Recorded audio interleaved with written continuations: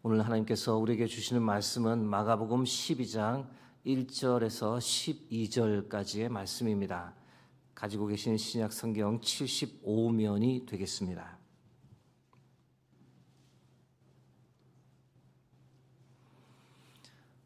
허락하신 마가복음 12장 1절부터 12절까지의 말씀 교독하겠습니다.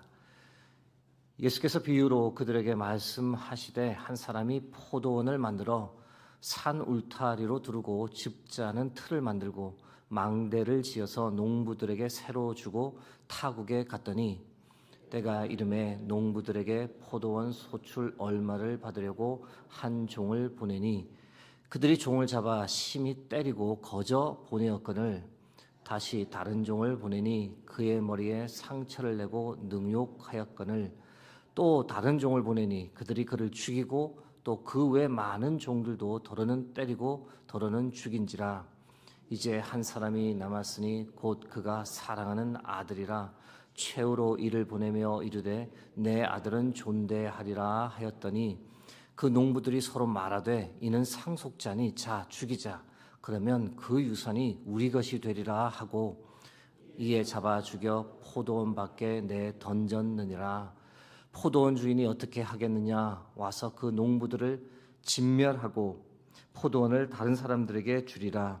너희가 성경에 건축자들이 버린 돌이 모퉁이의 머릿돌이 되었나니 이것은 주로 말미암아 된 것이요 우리 눈에 놀랍도다 함을 읽어보지도 못하였느냐 하시니라. 그들이 이 비유가 무리를 두려워하여 예수를 두고 가니라. 아멘. 오늘은 아들의 권위라는 제아의 말씀을 나누겠습니다. 예루살렘 입성부터 오늘 본문까지 종려주일, 월요일, 화요일을 요일별로 한번 다시 정리해서 보여드리면 다음과 같습니다. 특별히 두 사건을 노란색으로 표시해 두었는데요. 종려주일 때 나귀 타고 예루살렘 입성하신 사건, 그리고 다음 날 월요일에 성전 청결을 하신 두 사건을 노란색으로 표시해 두었습니다. 이 두 사건 때문에 특별히 예루살렘에 큰 소동이 있었습니다. 예수님 입성하실 때 많은 사람들이 종려나무 가지를 들고 호산나 주의 이름으로 오시는 이여 호산나 다윗의 후손이여 라고 외쳤습니다. 나사렛 예수가 왔다. 다윗의 후손이며 메시아가 될 분이 왔다. 이런 소문이 예루살렘에 쫙 퍼졌던 겁니다. 물론 이 소문을 당시 종교 지도자들도 들었고 예수님을 주목했더랬습니다. 예수님 예루살렘을 소동하게 한 다른 한 사건은 이 성전을 청결하게 하신 사건이었는데 이 입성하신 바로 다음 날 성전에 가셨을 때 돈 바꾸는 자, 비둘기 파는 자들의 상들을 뒤엎었습니다. 그들을 성전에서 쫓아내었습니다. 이곳은 만민이 기도하는 집이다. 너희는 하나님의 집을 강도떼의 소굴로 만들어버렸다. 분노하며 외치시는 예수님의 모습을 많은 순례객들이 직접 보았습니다. 예수님의 이 행동은 단순히 상인들만을 꾸짖었던 것이 아니라 당시 유대 최고 지도자들, 즉 성전을 통해 많은 이득을 보고 있는 이들, 그 타락한 유대 지도자들에게 경고를 날렸던 겁니다. 당연히 대제사장들, 서기관들, 장로들이 화가 났고 심기가 불편해졌습니다. 그래서 바로 다음 날 화요일에 예수님께서 성전에 다시 왔다는 소식을 듣자마자 무리를 지어서 예수님을 겁박하려고 예수님께 왔습니다. 어제 시간 관계상 나누지 못했는데 오늘 잠깐 보겠습니다. 11장 27절에서 28절 말씀입니다. 그들이 다시 예루살렘에 들어가니라. 예수께서 성전에서 거니실 때에 대제사장들과 서기관들과 장로들이 나와 이르되 무슨 권위로 이런 일을 하느냐? 누가 이런 일 할 권위를 주었느냐? 이 대제사장들, 서기관들, 장로들이라고 나오는데 산헤드린 멤버였습니다. 산헤드린은 당시 유대 최고 회의 기관이자 동시에 최고 종교 법정이었습니다. 요세푸스의 기록에 의하면 대제사장이 의장이었고 거기에 더해서 70명으로 구성된 의결 기관입니다. 왜 70명인가? 아마 민수기 11장 6절 말씀에 의하면 모세를 도왔던 70인의 지도자에서 유래했다고 봅니다. 여호와께서 모세에게 이르시되 이스라엘 노인 중에 내가 알기로 백성의 장로와 지도자가 될 만한 자 70명을 모아 내게 데리고 와 회막에 이르러 거기서 너와 함께 서게 하라. 산헤드린 공회는 성경에서는 공회라고만 언급되어 있습니다. 마가복음 15장 1절 말씀입니다. 새벽에 대제사장들이 즉시 장로들과 서기관들과 곧 온 공회와 더불어 의논하고 예수를 결박하여 끌고 가서 빌라도에게 넘겨주니, 이 산헤드린 멤버, 이 종교 지도자들이 대부분 예수님께 적대적이었습니다. 그러나 그렇지 않았던 사람도 있었는데 그 중에 한 사람이 바로 아리마대 사람 요셉이었습니다. 마가복음 15장 43절 말씀입니다. 아리마대 사람 요셉이 와서 당돌이 빌라도에게 들어가 예수의 시체를 달라 하니 이 사람은 존경받는 공회원이요 하나님의 나라를 기다리는 자라. 27절 말씀으로 다시 돌아가겠습니다. 이 대제사장, 서기관들, 장로들이 예수님께 질문을 던졌습니다. 무슨 권위로 이 성전에서 이런 일을 하느냐? 누가 이런 일을 할 권위를 주었냐? 다소 불경건하고 속된 말로 표현하면 당신이 뭔데 우리 나와바리에 와서 이 뒤엎고 깽판을 피우냐? 전날 있었던 성전 청결 사건을 가리키며 예수님께 질문을 던졌습니다. 여러분, 예수님께서 어떻게 답하셨을까요? 답을 하시는 대신에 역질문을 하셨습니다. 내가 먼저 하고 싶은 질문이 있는데 그 질문에 먼저 답을 해봐라. 세례 요한의 권위가 하늘로부터 온 것이냐 아니면 사람으로부터 온 것이냐? 여기서 예수님께서 세례 요한을 끄집어내신 것은 이 세례 요한이 했던 이 종교개혁 운동이 예수님께서 하셨던 하늘나라 운동과 일맥상통했기 때문입니다. 산헤드린 멤버들은 이 예수님의 이 질문에 답을 할 수 없었습니다. 왜냐하면 어떻게 답하든 문제가 될 것을 잘 알았습니다. 만일 그들이 요한은 하늘로부터 왔다라고 답하면 바로 이어서 예수님께서 추가 질문할 것을 너무도 잘 알았습니다. 요한이 하늘로부터 왔는데 너희들은 왜 요한의 세례를 받지도 않고 요한의 운동에 동참하지 않느냐? 너희들은 하나님을 거부하는 것이 아니냐? 예수님께서 이렇게 말씀하실 것을 이 산헤드린 멤버들이 잘 알았습니다. 반대로 요한은 하나님으로부터 온 사람이 아니다라고 답하면 어떤 일이 일어날까요? 예수님께서 가만히 계셔도 민심이 들고 일어났을 겁니다. 당시 세례 요한의 세례를 받은 사람이 정말 많았고 많은 사람들은 이 참수형을 당한 세례 요한이 하나님께서 보내신 선지자, 예언자라고 굳게 믿었습니다.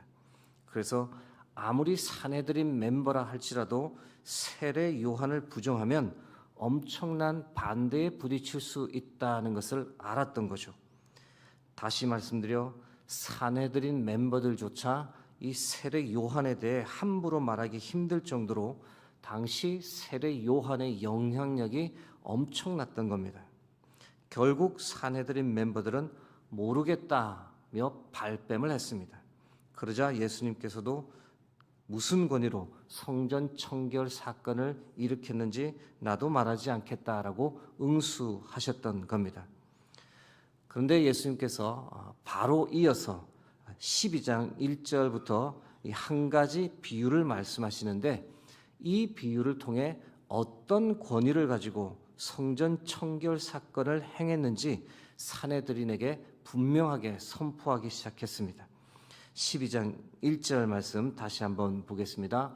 예수께서 비유로 그들에게 말씀하시되 한 사람이 포도원을 만들어 산 울타리로 두르고 집자는 틀을 만들고 망대를 지어서 농부들에게 새로 주고 타국에 갔더니, 그들에게 말씀하시되의 그들이 누구입니까? 이 대제사장, 서기관들, 그리고 장로들, 사내들인 멤버를 가리킵니다. 그들에게 예수님께서 비유의 말씀을 전하기 시작했습니다. 12장 2절에서 3절 말씀도 이어서 보겠습니다. 때가 이름에 농부들에게 포도원 소출 얼마를 받으려고 한 종을 보내니 그들이 종을 잡아 심히 때리고 거저 보내었거늘. 이 내용은 아주 간단합니다. 포도원 주인이 타국에 갈 일이 생겼고 타국에 가 있는 동안 자신의 포도원을 농부들에게 세 주었습니다. 시간이 흘렀고 추수 시기가 되었을 때 포도원 주인은 한 종을 보내어 농부들과 계약한 대로 포도원에서 나온 합당한 소출을 요구했습니다. 그런데 농부들이 계약대로 하지 않았습니다. 딴 마음이 생겼던 거죠. 계약한 소출을 주인에게 주는 것이 아깝다 생각이 되었습니다. 욕심이 생겼습니다. 결국 계약을 파기하고 주인이 보낸 종을 잡아 심하게 때려서 돌려보냈습니다. 주인은 이후 계속해서 다른 종들을 보냈는데 농부들은 이제 아예 그들을 죽이기까지 했습니다. 여러분, 농부들이 왜 이렇게 변했을까요? 욕심 때문에 눈이 획 돌아가 버린 겁니다. 시간이 점점 지나며 아예 이 포도원을 빼앗자라고까지 생각하게 되었고 살인을 해서라도 이 포도원을 차지해야겠다, 그 지경까지 간 겁니다. 여러분, 이 비유에서 포도원 주인은 누구를 가리키는 것일까요? 바로 하나님입니다. 농부는 누구를 가리키는 것일까요? 바로 대제사장, 서기관들, 장로들을 가리킵니다. 포도원은 무엇을 가리키는 것일까요? 다양한 해석들이 있지만 오늘 문맥에서는 바로 성전을 가리킨다라고 보는 것이 가장 타당합니다. 즉 하나님께서 사내들인 멤버들에게 성전을 잘 관리하라라고 맡기셨습니다. 그런데 돈맛에 이들이 눈이 휙 돌아가 버렸습니다. 심지어 하나님께 드리기 위한 헌물에도 손을 대기 시작했고 성전은 더 이상 하나님의 집이 아니라 자신들의 부를 채우기 위한 시장이 되어버렸습니다. 성전을 통해 자신의 부를 쌓는 것을 방해하는 사람은 누구라도 죽일 기세였던 거죠.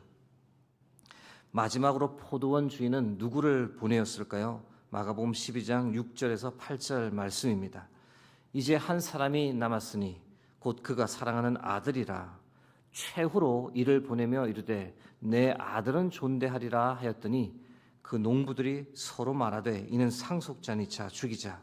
그러면 그 유산이 우리 것이 되리라 하고 이에 잡아 죽여 포도원 밖에 내 던졌느니라.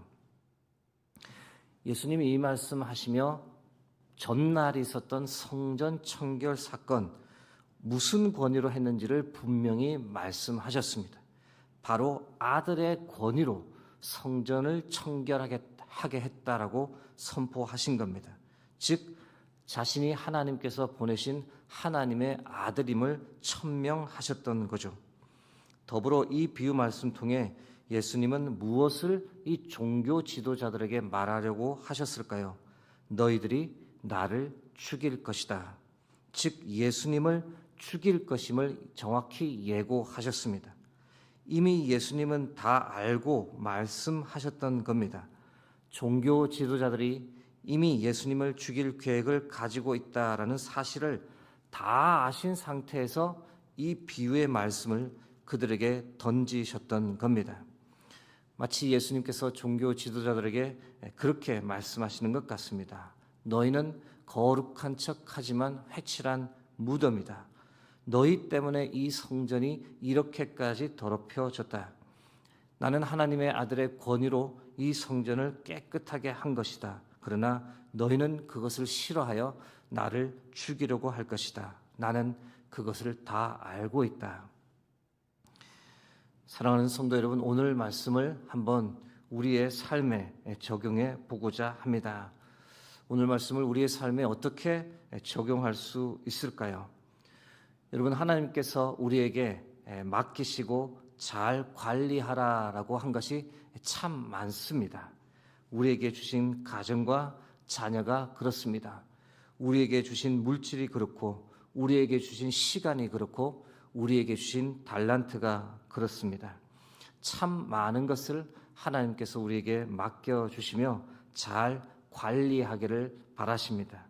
우리는 하나님께서 주신 것을 잘 관리해야 할 의무가 있는 청지기인 것입니다. 그런데 어느 순간 이 청지기의 마음, 청지기의 자세를 잊어버리고 이 모든 것들이 나의 것인 양 착각하고 행동한다면, 이 모든 것에 지나치게 집착하고 욕심을 낸다면 우리 역시 예수님 당시 이 종교 지도자처럼 변질될 수 있음을 알아야 합니다.